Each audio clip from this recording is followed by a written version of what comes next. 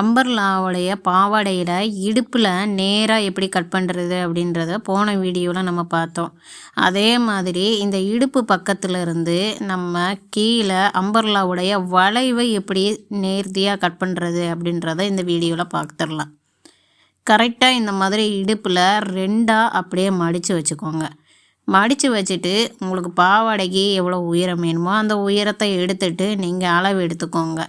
நீங்கள் first பேப்பர்லையே cut பண்ணி பாருங்கள். பேப்பரில் கட் பண்ணி பார்த்துட்டு அதுக்கப்புறம் நீங்கள் துணியில் கட் பண்ணால் சிறந்ததாக இருக்கும். இப்போது இதே மாதிரி தான் இஞ்சி டேப்பை வச்சுட்டு அந்த இஞ்சி டேப்பு வீடியோவில் பார்க்குற மாதிரியே நீங்கள் அந்த டேப்பு எங்கே முக்கில் இருக்கோ அந்த முக்கில் தான் இருக்கிற மாதிரியே நீங்கள் அப்படியே மார்க் பண்ணிகிட்டே வாங்க. அப்படியே மார்க் பண்ணிகிட்டே வந்துட்டு நீங்கள் விட்டிங்கன்னா இது ஒரு மெத்தேடு.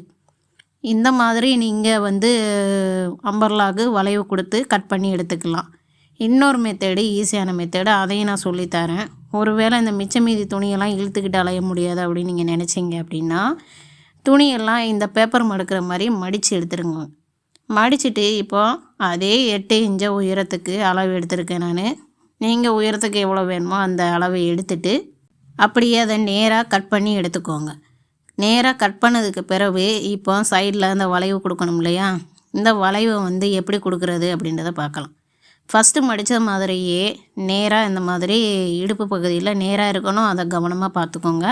பேப்பரில் 2ஆக மடிச்சிருக்கோம் இல்லையா, அந்த சைடில் இருக்கிற அந்த முக்கு பீஸை அப்படியே தூக்கி இந்த மடிப்புக்கு நேராகவே வச்சுட்டிங்க அப்படின்னா வச்சுட்டு அதுக்கப்புறம் நம்ம எப்போதுமே இஞ்சி டேப்பு இந்த முக்கு கரெக்டாக இந்த சைடு தான் இருக்கணும். அந்த மாதிரி வச்சுட்டு நீங்கள் இப்படியும் நீங்கள் மார்க் பண்ணிக்கலாம்.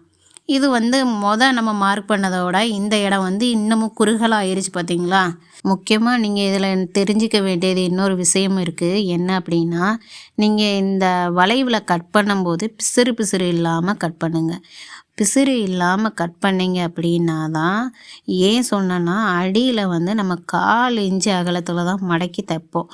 அப்படி மடக்கி தைக்கும்போது நம்ம சுருக்கம் இல்லாமல் தைக்கிறதுக்கு நம்ம ஃபினிஷிங்காக கட் பண்ணால் தான் சுருக்கம் இல்லாமல் வரும். அந்த பிசுரோடு நம்ம அப்படியே மடித்து 1/4 இன்ச்சு அகலத்தில் தானே தைக்க போகிறோம். ஆனால் இந்த முறையில் நீங்கள் கட் பண்ணி தைச்சி பாருங்கள், கரெக்டாக வரும். தைக்கிற வீடியோவும் நான் போடுறேன், அதையும் பாருங்கள்.